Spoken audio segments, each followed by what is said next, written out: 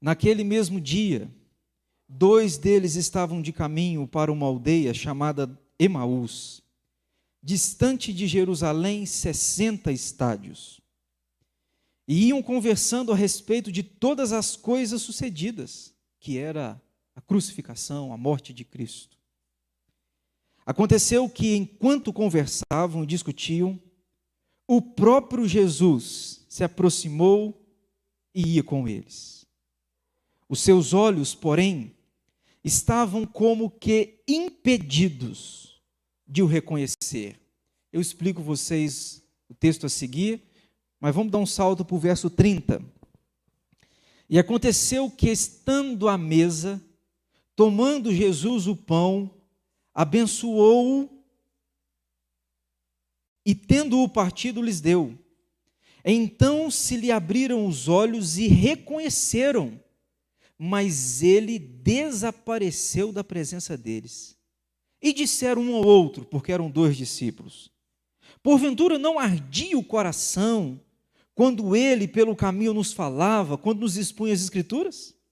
E na mesma hora, levantando-se, voltaram para Jerusalém, onde acharam reunidos os 11 e os outros com eles, os quais diziam: o Senhor ressuscitou e já apareceu a Simão.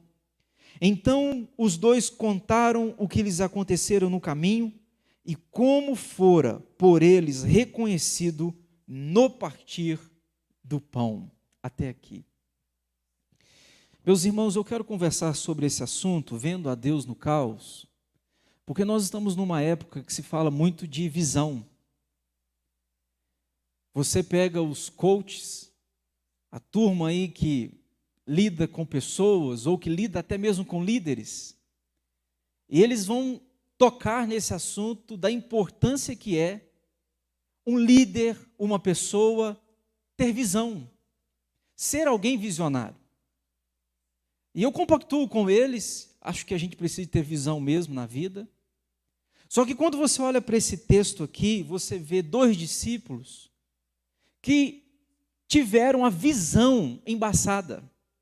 Porque no reino de Deus, biblicamente falando, ser um visionário é alguém que consegue ver Deus no caos. No mundo, nós somos treinados que o líder precisa ser visionário no sentido de ver oportunidade na crise. O líder não é assim? O dono de uma empresa precisa de ver uma oportunidade antes de os outros perceberem aquela oportunidade. Mas, biblicamente falando, o visionário é aquele que vê Deus onde as pessoas só estão vendo desgraça. Biblicamente falando, um visionário é aquele que consegue enxergar o agir de Deus, quando na verdade as pessoas só conseguem enxergar dor, tristeza e motivos para lamentar e murmurar. Então, ser visionário é ver Deus agindo no caos. Eu amo o livro de Jó. Não dá para eu te contar tudo por causa do nosso tempo, mas uma pitada.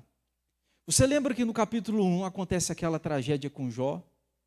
O diabo mesmo, permitido por Deus, toca-lhe, toca nos seus bens, toca na sua saúde, mas Deus falou: você não vai tocar na sua vida. A vida não pode. O diabo vai até onde Deus deixa. Ok. E você lembra que o Jó sofre tanto, ele começa a fazer questionamentos. Ele faz perguntas. E é interessante, irmãos, Deus não respondeu os questionamentos de Jó até o capítulo 38. No capítulo 38, Deus começa a falar, e vocês já viram? Põe para mim aí na tela, Kenny, se for possível. Jó 38, 1. Eu preciso de falar disso, que isso aqui é exponencial demais. Jó 38, 1. Deus ficou calado, Jó murmurou, reclamou um punhado de vezes, mas agora Deus resolve falar. Olha por meio de quê que Deus fala. Depois disso, o Senhor, do meio de um redemoinho, respondeu a Jó. Eu não vou ler agora a partir da resposta, porque não convém para nós agora, no momento. Mas o que eu quero te chamar a atenção é, Deus resolveu falar com Jó por meio de um redemoinho. A gente vê alguns pequenos, né? De repente passa um vento em frente à sua rua, sua casa, e faz assim com a poeira, e você vê aquele redemoinho. Redemoinho é um caos. Quando você pega os maiores, aqueles ventos que rodam a 150, 200 por hora, aquilo levanta casa, carro. Deus resolveu falar com Jó no meio do caos.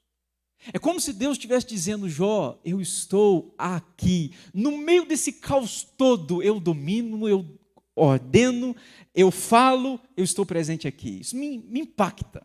Pois é. Ser visionário no reino de Deus é você ver Deus no caos. Aqui nós estamos falando de discípulos, 2. Jesus tinha acabado de ser crucificado e morto. Eles saíram de Jerusalém, estão voltando para Emaús, possivelmente sua terra. Estão voltando para casa como se dissesse o seguinte: olha, nosso Senhor morreu, acabou, sabe? Não tem mais jeito, não tem mais o que fazer, está morto. Então vamos voltar para casa, vamos fazer o que nós fazíamos. A desesperança tomou conta, eles estão voltando para casa. No caminho desses 2 discípulos, Jesus vai com eles. Jesus está ali. E eles não reconheceram que era Jesus Cristo. O verso 16, é o que eu até destaquei quando a gente leu, falou: os seus olhos, porém, estavam como que impedidos de reconhecer. É como se houvesse uma barreira à frente dos seus olhos que o impede de ver, o impede de perceber que quem está com você era Cristo. Agora, quem eram esses discípulos? Um a gente sabe o nome, Cleopas. E o outro, ou outra? Aqui que eu queria colocar um ponto de interrogação na sua cabeça. Porque na Bíblia nós estamos vendo 2 discípulos. Um cita o nome, o Cleopas. Então, o nome masculino, sabemos que é homem. O outro, ou outra, não há nome. Pode ser uma mulher. Já parou para pensar se é uma mulher e se é a esposa de Cleopas? Pastor, de onde você está tirando isso? Eu quero que você abra a sua Bíblia, ou a Kênia coloca ali para a gente na tela. João 19, 25. Pode nos dar a entender, pode nos levar à conclusão de que se tratava de uma mulher. Então era um casal. Cleopas, talvez com a sua esposa, talvez. Eu estou tirando aqui possíveis fatos que a Bíblia pode nos dar a entender. João 19, 25 diz: e junto à cruz estavam a mãe de Jesus, a irmã dela e Maria, mulher de Clopas, e Maria Madalena. Por que aqui você percebe Clopas? Em Lucas 24 fala Cleopas ou Cleopas. A raiz do termo grego pode ser o mesmo. Se você entender então que é esta mulher, que João 19, 25 está dizendo que estava junto à cruz, nós estamos entendendo então que é gente que viu Jesus, andou com ele, gente que conhece ele. Meu Deus, como pode então você que conhece, que anda junto, ter Cristo andando do seu lado e não saber que é ele? Já parou para pensar nisso? Alguém que é tão íntimo, alguém que é familiar. Nós não estamos falando de alguém que você nunca viu e aparece, aí não tem como você reconhecer, mas nós estamos falando de alguém que teve um relacionamento. Pois é. O que tem impedido, então? O que impede você e eu? O que nos impede de ver Jesus no meio do caos? Jesus está andando junto com eles não viram, não perceberam que se trata de Jesus. O caos, que era a morte de Cristo, seu sepultamento, este caos, de alguma forma, eles foram impedidos de ver a Jesus. Eu separei 5 coisas nesse texto, irmãos, embora acho que existem outras, que impedem você e eu de ver Cristo, de ver Deus no caos. Eu vou falar dessas 5 que nos impedem de vê-lo no caos. E depois eu vou falar de 3 que nos faz ver Deus no caos. Primeiro eu vou falar do que te impede. E depois vou te falar do que te faz ver. Escute isso aqui.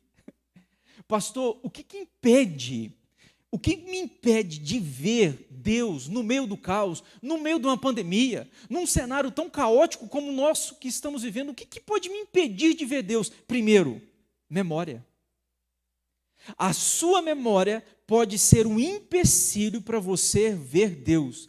Este casal, ou estes dois discípulos, não sabemos se era um homem ou uma mulher, ou um homem e outro homem, nós não sabemos, mas essa dupla estava com a memória na morte de Jesus. Tudo que eles conseguiam ver e pensar é só a morte de Cristo. Eles não viam outra coisa. Eles não pensavam noutra coisa. O que imperava na sua memória era o Cristo sendo açoitado, cuspido, zombado, morto e sepultado. Irmãos, a circunstância recém-acontecida para esses dois discípulos era maior do que a possibilidade do milagre. Eles ficavam tão focados na tragédia que aconteceu, que eles não imaginavam a possibilidade do milagre. O Jesus que disse que morreria e que ressuscitaria, por causa de uma memória focada em um determinado ponto. Deixa eu te dar uma palavra aqui. 2020 pode ser um ano mais traumático da sua vida. Por causa de 2020, você pode viver o resto da sua vida sem esperança, sem expectativa, achando que não há possibilidade do milagre mais acontecer. Quando eu vivo, a minha memória fica focada só em determinado ponto, esse ponto é trágico, eu perco a esperança, a expectativa do milagre. Tem um punhado de gente que por causa de 2020 não crê mais, não tem esperança mais, não há no seu coração vida abundante mais. Ele só sabe falar da tragédia de 2020. Ele não fala de outra coisa senão 2020. Olha uma pessoa que, aliás, eu queria dar os parabéns para quem consegue assistir jornal o dia inteiro. Eu queria dar os parabéns. Você é um anjo, porque você não morreu até hoje. Porque é só lixo, é só informação que vai enchendo a sua mente, carregando você, sobrecarregando você, tirando de você o melhor que você poderia ter. Dá uma olhada nos jornais, vocês vão ver. Se tem uma coisa que jornal só fala, é tragédia, Covid, não vai ter vacina, é problema, é dólar, é isso, aquilo. Meu Deus, essas coisas vão enchendo a nossa mente. Ô, irmão, como que fica a sua casa se todo dia você varrer um pouquinho de lixinho para dentro da sua casa? Você não vai para fora, não, vai para dentro. Aí você vê um lixo na rua, pega e põe dentro da sua casa, põe na sala, vai juntando, vai juntando. Como é que vai estar a sua casa daqui a um tempinho? Sua casa vai estar insuportável. Imagina o seu cérebro, que todo dia vai um pouquinho de lixo para dentro, um pouquinho de lixo para dentro, um pouquinho de lixo para dentro. Por causa da sua memória estar focado só no caos, a expectativa do milagre é sufocada. Você pode não estar vendo Deus na pandemia, porque a sua memória só está projetada e focada em coisas ruins. A memória pode ser o empecilho. Filipenses 4:8. Em que pensar? Seja, como é que diz Filipenses 4:8? Põe para mim, Kenny. Esqueci o texto. Filipenses 4:8. Deixa eu ver se, finalmente, irmãos, não é assim? Quem não vai pôr ali, não erra. Melhor falar certo. Finalmente, irmãos, tudo que é verdadeiro, tudo que é respeitável, tudo que é justo, tudo que é puro, tudo que é amável, tudo que é de boa fama, se alguma virtude há e se algum louvor existe, seja isto que ocupe o vosso pensamento. Enche a sua mente com coisas que o verso 8 cita, você vai ver que a expectativa do milagre alcança o seu coração. E nós estamos precisando de gente que olha para esse mundo na perspectiva de Deus. Pandemia foi tragédia, algo terrível, mas não é maior do que o meu Deus, não. Não é. Segunda coisa que pode estar sendo um empecilho de você ver Deus. A primeira, memória. Segundo, influência. Olha o verso 18. O verso 18 diz assim: porém, chamado Cleopas, respondeu dizendo: és o único, porventura, que, tendo estado em Jerusalém, ignora as ocorrências desses últimos dias? Gente, esse texto me dá vontade de rir. Eles estão em coisa com Jesus, sabe? Jesus é o protagonista da história. Tudo que aconteceu foi com ele. Aí Cleópas olha para ele e fala assim: aqui, Como é que você não sabe do que acabou de acontecer? Você é um alienado, você é um desinformado, você não assiste jornal, não? Está passando todo dia. Os noticiários na televisão tem em todo lugar. Você não sabe do que aconteceu. A influência que está dominando Cleopas, não sei como é que você quer pronunciar, a influência da cabeça deste homem não é a mesma influência da cabeça de Cristo. A influência aqui estava cegando eles da possibilidade do milagre. A influência é: Jesus, todo respeito, o senhor está desinformado. Se os outros tivessem informado, você ia saber que nós estamos voltando para Emaús, nós estamos certos. Morreu a esperança.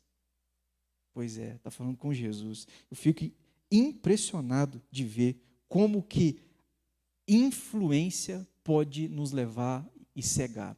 Deixa eu te dizer, meu irmão, quem você anda ouvindo, com quem você anda conversando, quem são seus amigos, quem é a turma que está diariamente com você, tudo está aqui, ó. Jogando na sua mente coisas que eu espero em Deus que sejam boas, porque se não forem, está influenciando você. És o único, porventura, que não sabe? Terceira coisa que pode impedir você de ver Jesus, de ver Deus no caos. Terceira coisa, superficialidade. Superficialidade. Olha o verso 19 e 20. O verso 19 diz: e ele perguntou, quais? Jesus perguntou. O que está acontecendo aí? Eu estou meio desinformado mesmo. Não andei assistindo o jornal. O que aconteceu nesses últimos dias? Quais? E explicaram. 2 pontos. O que aconteceu a Jesus, o Nazareno, que era varão profeta, poderoso em obras e palavras, diante de Deus e de todo o povo. Sabe o que eles estão dizendo aqui? Só verdades. Os discípulos estão dizendo para Jesus, sabe o que aconteceu? Olha, um rapaz aí chamado Jesus, o Nazareno, varão, profeta, verdade, verdade. Olha o que as características. Era varão, profeta, verdade, poderoso em obras, verdade, e palavras, verdade, diante de Deus e de todo o povo, verdade. Mas é só isso? Não é só isso. Esqueceram uma parte fundamental a respeito de Jesus aqui. Qual parte, pastor? Esqueceram a parte que diz que Jesus era Deus. Que Jesus era Deus na terra. O Verbo se fez carne, habitou entre nós e vimos a sua glória. Glória como unigênito do Pai. Eles olharam para o cenário e pontuaram um pouco a respeito de Jesus, mas não falaram tudo a respeito de Jesus. Excluíram ou omitiram a parte principal. Jesus é Deus. Eles não falaram isso. Olha para você ver o verso 20. E como os principais sacerdotes e as nossas autoridades o entregaram para ser condenado à morte e crucificaram. Ô, irmãos, é interessante isso aqui. Porque, humanamente falando, você olha para um jornal, seja de qualquer canal de televisão, humanamente falando, pode acontecer uma guerra, né? Humanamente falando, pode acontecer uma tragédia. Humanamente falando, a Covid, o vírus pode aí, como é que fala, ele piorar? Hã? Fala, Alter. Isso, mutação. O vírus pode ocorrer uma mutação pior. Humanamente pode, mas você não pode esquecer que existe um Deus que domina esse vírus. Você não pode esquecer que existe um Deus que está acima do caos. Se você conversar só nesse sentido aqui, você humaniza tudo. Eles olharam para Jesus e humanizaram. Olha, Jesus é profeta, olha, ele é varão, ele é poderoso em palavras. Falou tudo nessa ótica humana, mas esqueceram de incluir a ótica de fé, que diz que Jesus é Deus, que ele governa. Eles esqueceram ou omitiram a principal característica do nosso Senhor Jesus, que ele é Deus. Tanto é que Jesus vai dar neles uma espécie de um caldo grosso. Olha o que Jesus vai falar com eles, vai dar uma bronca neles. Olha o verso 25. Então lhes disse Jesus: ó nécios e tardos de coração, para crer tudo o que os profetas disseram, porventura não convinha que o Cristo padecesse e entrasse na sua glória? Sabe o que Jesus está falando para eles e para nós? O grande problema é que às vezes a gente só quer acreditar naquilo que a gente quer acreditar. Jesus olhou e falou assim: honestos e tardos de coração para crer tudo o que os profetas disseram. Vocês acreditam em algumas coisas, mas vocês não acreditam em tudo o que os profetas disseram. Vocês acreditam numa parte, mas vocês não acreditam em tudo. Nós estamos numa geração, irmãos, nós temos um certo privilégio, né? Você coloca lá no YouTube, você escuta a mensagem que você quer, do pregador que você quer, você ouve o hino que você quer, do cantor que você quer, você tem o privilégio de selecionar, mas esse é um grande perigo ao mesmo tempo que é um privilégio, porque você resolve ouvir só aquilo que lhe interessa, e o que não lhe interessa? Jesus está falando com eles: olha, sabe o que é o problema de vocês? É que vocês acreditaram só naquilo que vocês queriam acreditar. Porque os profetas disseram a meu respeito que eu ia morrer e ressuscitar. Se vocês tivessem crido em tudo, vocês saberiam que isso que está acontecendo aqui é cumprimento das Escrituras. O problema é que vocês só leram e acreditaram naquilo que vocês queriam acreditar. Sabe qual que é o nosso problema? Às vezes, irmãos, é superficialidade. É que a gente, por estar e crer só no superficial, ou só naquilo que a gente quer crer, a gente não consegue ver Deus no caos. Charles Haddon Spurgeon disse que se você crer no Evangelho só naquilo que você quer crer, ele diz, não é no Evangelho que você crê, mas é em você que você está crendo. É forte isso. Se você crê no Evangelho só naquilo que lhe agrada, não é no Evangelho que você crê. Você crê em você mesmo. Pois é. A superficialidade pode nos impedir de ver Deus no meio da tragédia. É difícil ver Deus quando a gente perde o emprego, né? É difícil ver Deus quando a crise financeira bate a porta da casa da gente. É difícil ver Deus. É difícil ver Deus quando a saúde não está bem. É difícil. Pois é. Mas esse texto me ensina que Deus está quando minha saúde vai embora. Deus está. Esse texto me ensina que Deus está aqui tão certo como o ar que eu respiro. Esse texto me ensina que quando a crise financeira bate no meu bolso, Deus está aqui.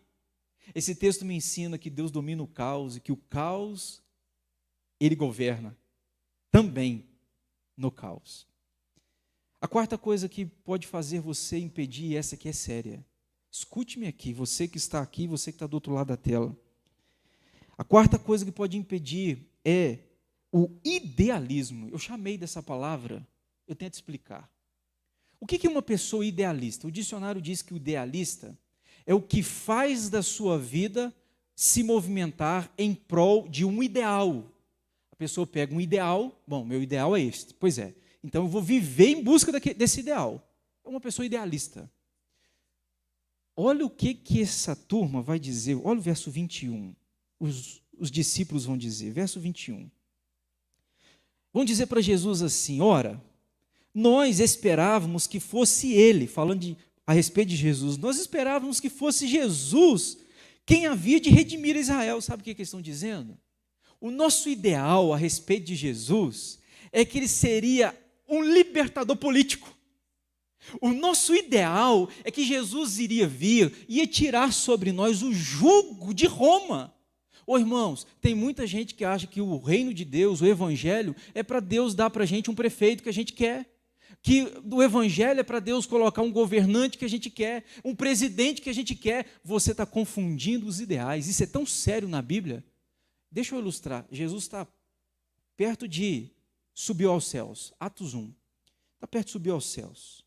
As nuvens já estão tudo preparado. Você lembra? Os discípulos estão percebendo aquele momento de ascensão. Espera um pouquinho, Jesus, não vai agora não. Deixa eu fazer uma pergunta. Será este o tempo que vai redimir? Quando será o tempo que vai redimir a Israel? Lembra? Jesus está perto de subir para o reino celestial.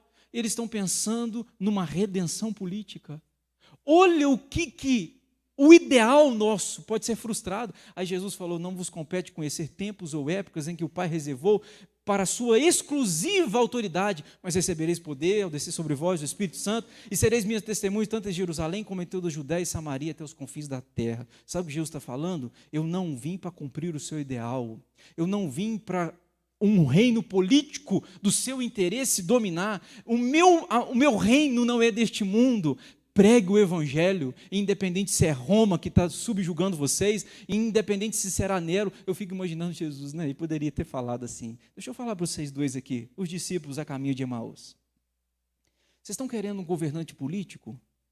Vocês estão querendo tirar de Israel o jugo de Roma? Vocês estão querendo? Pois é. Deixa eu dar uma palhinha para vocês aqui. Nós estamos no ano 33, né? Pois é. No ano 64, Nero vai assumir o comando. No ano 64, Nero vai pôr fogo em tudo isso aqui. Vai virar um caos. No ano 68, o apóstolo Paulo vai ser morto. O apóstolo Pedro vai ser morto. E no ano 70, este templo que vocês endeusam, este templo não vai ficar pedra sobre pedra. Vocês estão querendo um reino político? Eu vou dizer para vocês, vai piorar. Deixa eu te dizer uma coisa. Muita gente tem ideais no reino que não é a vontade de Deus para o reino de Deus. Tem muita gente decepcionada com Deus porque o político que governa não é o político que ele queria, sabe?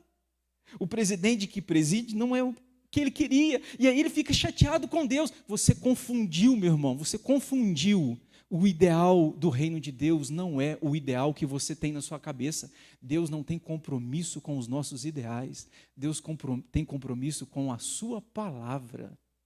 Então a missão de Jesus não é tirar de você e dar um bom governante a você, e embora isso pode acontecer, mas essa não é a missão. Qual que é a missão de Jesus? É que ele veio salvar e buscar o perdido. A missão dele foi dar para você o que um presidente não pode dar, o que um rei não pode dar. Ele foi dar a você a salvação. Pois é, este é o ideal que você tem que ter no reino, porque um outro ideal que não seja esse, você vai se frustrar, e Deus não tem compromisso com seus ideais. É interessante, né? Eles estão do lado de Jesus. Eles estão preocupados com a redenção de Israel. Meu Deus. Quinto e último, que pode ser um empecilho para você ver Jesus. Ceticismo. O que é ceticismo? Ceticismo é você ser cético. Em algumas áreas você não consegue acreditar, mesmo que prove a você alguma coisa sobre aquela área. O cético não crê, ainda que haja provas. Não crê. Olha o que está acontecendo no verso 22, irmãos. O verso 22. É verdade também que algumas mulheres, das que estavam conosco, nos surpreenderam, tendo ido de madrugada ao túmulo, e não achando o corpo de Jesus, voltaram dizendo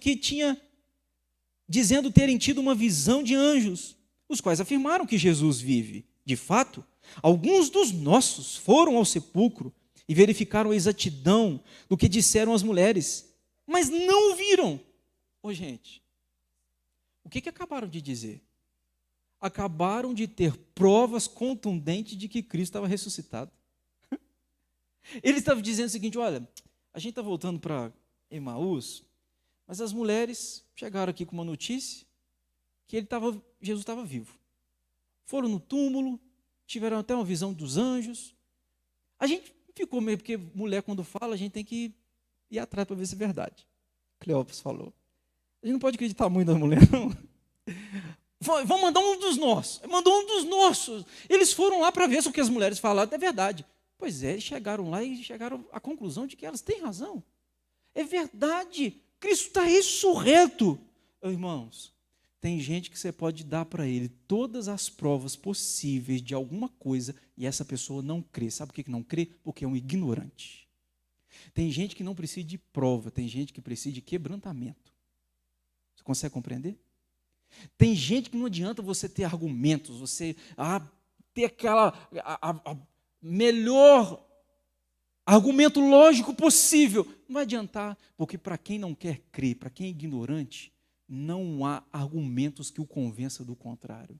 Note, estes dois discípulos tiveram provas que Cristo estava ressurreto, mas não conseguiram acreditar. Às vezes a gente também está desse cenário. Não, meus irmãos. A gente, apesar de ter tanta prova, a gente não crê. Apesar de a Bíblia falar com você tantas coisas a respeito o mundo atual, a respeito da volta de Cristo, e a gente fica cético. O orgulho domina, a ignorância impera, e a gente não consegue crer. E para quem não quer crer, todas as provas possíveis não são suficientes para convencê-lo. Mas o que fizeram, ou o que fez? Esses discípulos entenderam que se tratava de Jesus. Aqui é que eu quero terminar minha palavra. Porque este é o ponto que tira dos nossos olhos toda aquilo que venda a nossa visão. Notem para vocês perceberem, o verso 16 diz que eles estavam impedidos de ver. Pois é. Como é que Jesus vai fazer o processo de desimpedimento da visão? Como é que Jesus vai fazer o processo agora de eles passarem a ver? Aqui que eu quero chamar a sua atenção. Primeiro, verso 27 diz: e começando por Moisés, discorrendo por todos os profetas, expunha-lhes o que a seu respeito constava em todas as partes das Escrituras. Sabe o que Jesus começa a fazer? Número 1, pregação bíblica. Notem vocês uma coisa, até Cristo, quando deparou com uma pessoa, ou duas pessoas, que estavam céticas, para que elas pudessem havê-lo, usou a pregação bíblica.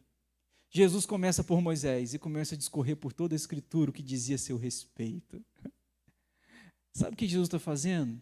Jesus está realinhando os ponteiros, está reeducando os pensamentos, reestabelecendo a memória, tirando eles da superficialidade. E aqui eu quero dar uma palavra para o pastor, que porventura pode estar me ouvindo aqui. Pastores, não acreditem, não caiam na cilada de que, porque suas ovelhas têm muito tempo de igreja, elas sabem muito a respeito de Deus. Não caiam nessa cilada.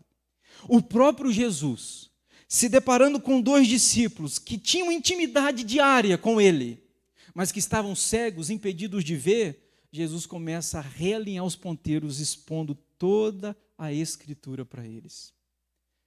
A gente precisa de realinhar os ponteiros dos líderes, dos membros, das ovelhas, dos pastores, porque de repente a gente está acreditando só naquilo que a gente quer acreditar.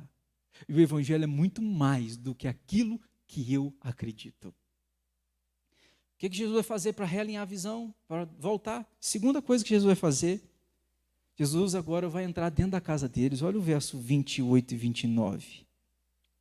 Quando se aproximaram da aldeia para onde iam, fez ele menção de passar adiante, mas eles o constrangeram, dizendo: fica conosco, porque é tarde, e o dia já declina. E entrou para ficar com eles. Sabe o que faz de fato a gente ver Cristo? No caos. É quando a gente consegue vê-lo dentro da nossa casa. Não dá, irmão. Não espere ver Deus na pandemia, Deus agindo na sua doença, Deus agindo quando a crise pega, o desemprego chega. Não espere se Ele não está dentro da sua casa. Este é um grande cenário, e um cenário triste e doentio de muitas pessoas. A primeira coisa é que Jesus expõe as Escrituras. A segunda é que ele entra na casa dessa turma. É a minha oração que ele entre na sua casa, que ele veja que ele domina essa pandemia. Essa pandemia pode durar mais 20 anos, mas se durar 20 anos, Jesus continua reinando e dando você e a mim o sustento necessário para sobreviver nela. Na cova dos leões ele estava lá. Na fornalha de fogo ele estava lá. Por que ele não estaria numa pandemia? E a terceira coisa, e aqui é que acontece a virada. As duas primeiras foram cooperando para chegar aqui e a chave virar, os olhos desembaçar. Quando? Quando no verso 30 diz: e aconteceu quando estavam à mesa, tomando ele o pão, abençoando e tendo-o partido, lhes deu. Sabe quando que eles reconheceram que aquele era Cristo ressurreto? Quando Jesus pega o pão e parte. Quando Jesus pega o pão e parte, lembrou esses discípulos do quê? Daquilo que Jesus fazia com os seus discípulos, lembra? Jesus pegava o pão, partia, pegava o cálice, dava graças e partia. Quando eles viram esta cena, os olhos foram desembaçados. E diz o verso 31, então se lhe abriram os olhos e o reconheceram. Aqui eu aprendo uma coisa importante demais da conta, irmãos. O que faz a gente ver Cristo no caos é quando a gente vê Ele nos pequenos detalhes. A gente tem todo mês na igreja uma ceia. Não é um detalhe que deve passar despercebido para você. A gente tem uma ceia e quem consegue ver Cristo na ceia, nos pequenos detalhes, é que vai conseguir ver Cristo nos demais detalhes. O evangelho é de pequenas coisas. O evangelho é de você valorizar esses pequenos pontos, que talvez para alguns não tem valor, mas esses pequenos é que de fato desembaça os nossos olhos, que nos faz ver Deus agir no caos. Quando ele toma o pão, a cura acontece. Jesus restabeleceu a memória.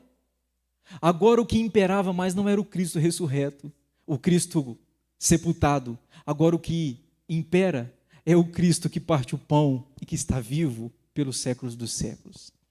Agora eles tiveram a influência mudada. A influência não é do jornal, não é da revista, não são os noticiários que só falam da morte, não.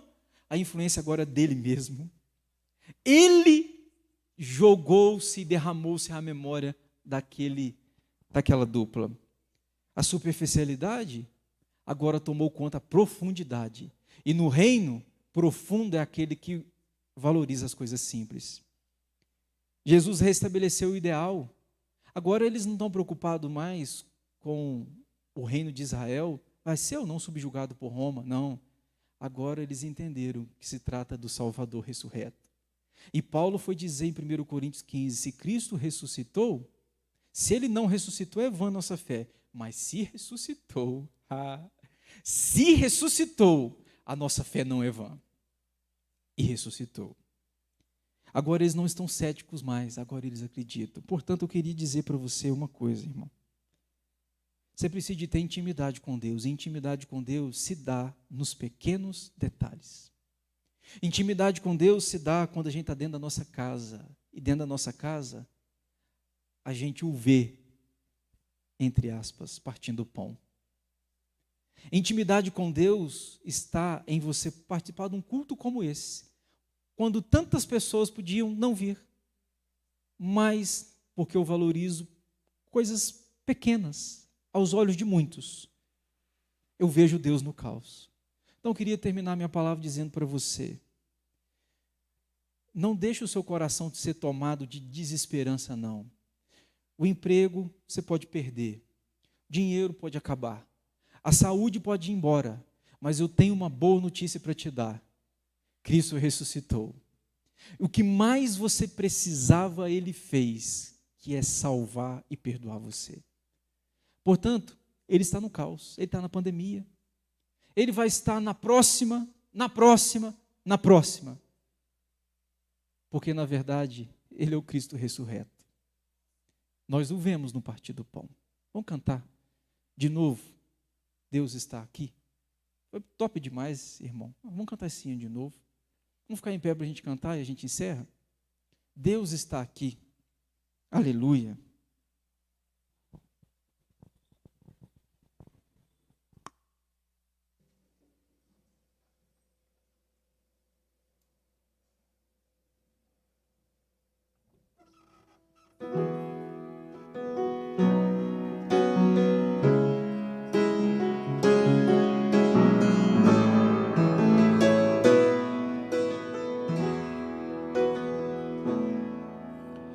Deus está aqui, aleluia, tão certo como o ar que eu respiro,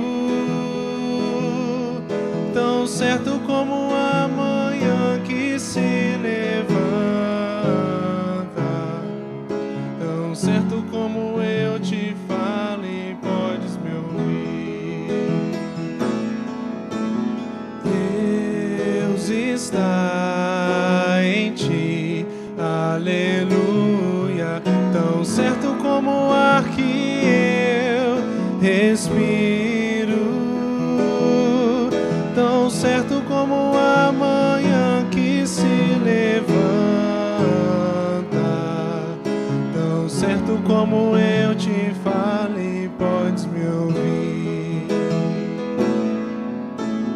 Deus está em nós, aleluia, tão certo como o ar que eu respiro,